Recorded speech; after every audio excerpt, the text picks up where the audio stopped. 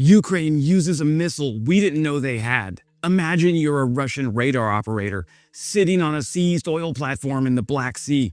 It's a quiet April night. Then your screen lights up, and whatever you're looking at, you've never seen it before in Ukraine's arsenal. Then things start exploding around you, and you wonder if you should have really gone into the vodka business with your cousin instead of joining the Russian Navy. On April 6th, the Ukrainian Navy posted a video. The footage showed a truck-mounted launcher, a missile igniting with a distinctive double exhaust plume, and a target that turned out to be the Swedish oil platform, a Russian-seized rig off the Ukrainian coastline that Moscow had converted into a surveillance and ATGM outpost after grabbing it back in 2014. The footage also showed Ukrainian USVs, or drone boats, attacking the rig at the same time. What is this missile Ukraine is using, and how did they get it? Well, the double booster signature, two simultaneous flame columns at launch, doesn't match anything in Ukraine's known inventory. Not Neptune, not Storm Shadow, not Hiram 2. The truck cab silhouette, the canister angle, the plume geometry, all of it points to one system, a Swedish system, the RBS-15. Hey friends, Wes O'Donnell here, US military veteran, law grad, and things are getting a little weird over here in the States. To my Swedes watching, what's your immigration policy like these days? I'm asking for a friend. So I had a different video scheduled for today, but I bumped it to Friday and made this video at the last minute because we need to talk about this. But come back Friday for a look at Ukraine's ballistic missile program and why this summer might be the summer of Ukrainian ballistic missiles landing on Moscow. So the Robot System 15, built by Saab and Deal Defense, has been a cornerstone of Swedish coastal defense since the late 1980s. To understand why its appearance in Ukraine matters, you need to understand how much the system evolved over 4 decades, because the RBS-15 that rolled off the line in 1985 and the RBS-15 hitting Russian targets today are separated by generations of capability. The original Mark I was a fairly conventional anti-ship missile for its era. Ships and aircraft only, range around 70 kilometers, active radar homing in the terminal phase. Sweden designed it with a specific threat in mind: Soviet surface combatants in the Baltic. The idea was simple. You saturate a narrow sea lane with fast, low-flying missiles launched from coastal batteries, and you make the cost of naval incursion prohibitive. Classic area denial, Cold War vintage. Confidence is high. I repeat, confidence is high. The Mark II arrived in 1998 and stayed in production through 2004. It kept the same range ceiling, but it added GPS guidance to the mid-course flight phase, which meaningfully improved accuracy against targets that weren't actively maneuvering. The terminal seeker got upgrades also: better discrimination, harder to spoof with basic countermeasures. Still fundamentally an anti-ship system. Still surface and air launched only, but smarter in ways that matter when you're trying to hit a frigate doing evasive maneuvers at 30 knots. Then came the variants that actually changed the strategic conversation. The Mark III entered Swedish production in 2004 and represented a genuine generational leap rather than an incremental refresh. Range more than doubled, pushing past 200 kilometers, far enough that a launcher parked well inland can hold maritime targets at risk without ever being in range of shipboard air defenses. More importantly, the Mark III introduced land attack capability. Land attack. Strategy.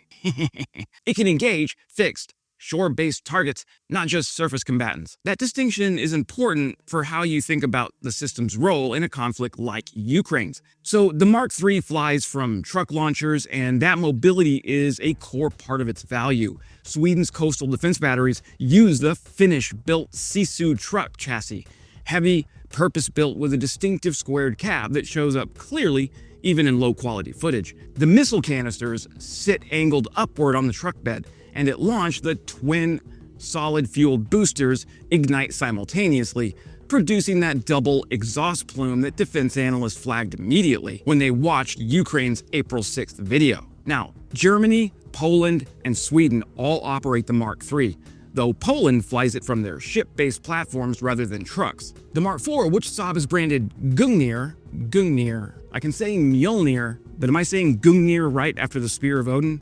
Tell me in the comments. The Gungnir extends the lineage further. Range climbs past 300 kilometers, roughly 50% beyond the Mark III. It adds aircraft launch capability alongside the existing ship and truck options, making it genuinely tri-domain in terms of delivery.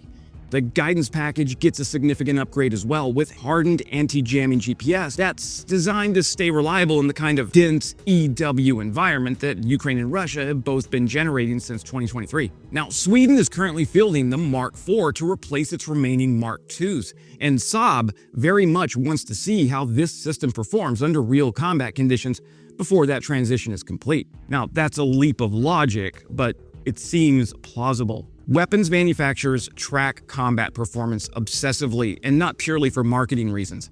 Real engagements surface failure modes that no test range ever will. If an RBS-15 variant flew against a Russian-defended target on April 6th, the data from that flight, the seeker behavior, the jamming resistance, the terminal phase accuracy, is extraordinarily valuable to Saab's ongoing development program. That creates an interesting alignment of interests between Ukraine's operational needs and Sweden's industrial ones. Now, here's the wrinkle that makes this story a genuine mystery, not just a weapons transfer. 5 countries operate some variant of the RBS-15: Sweden, Finland, Germany, Croatia, and Poland. 3 of them, Finland, Croatia, and Sweden, operate truck-based launchers. The footage almost certainly shows a truck launch, so we've already narrowed down the suspect list to 3. Ukraine hasn't confirmed which country sent the missiles. The delivery date is unknown. The variant is unconfirmed, but let's think through the logic. Finland and Croatia operate older Mark II variants. At 70 kilometers of range, the Mark II could have theoretically hit the Swedish platform based on its last known position, but just barely, and that position data is over 3.5 years old. You're threading a needle with outdated coordinates and minimum range hardware. Sweden and Germany operate the Mark III with a 200+ kilometers of standoff range.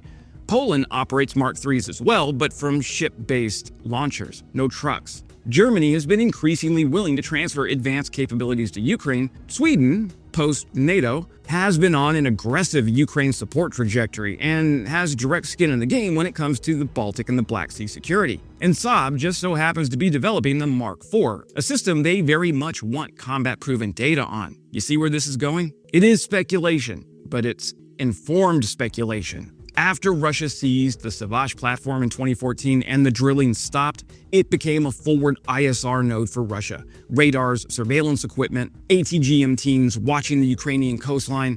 Hitting that isn't symbolic for Ukraine. Destroying that sensor layer degrades Russia's maritime picture in a zone they've treated as a buffer since Sevastopol fell to Ukrainian naval pressure. The April 6 strike package didn't stop there, though. Ukrainian drones simultaneously hit Russian oil infrastructure at the Black Sea Fleet's fallback base after getting pushed out of Crimea. And a Russian Admiral Grigorevich-class frigate took a hit while trying to defend the port. That's a coordinated multi-axis maritime strike, and the RBS-15 appears to have been the long-range anchor of that package. This is the pattern Ukraine has been developing for 2 years. Pair new Western weapon systems with drone swarms to overwhelm Russian layered defenses at multiple nodes simultaneously. The RBS-15 extends the reach of that pattern well past what Neptune alone could achieve. There's also a doctrinal dimension here. You know, we always talk about doctrine on my channel.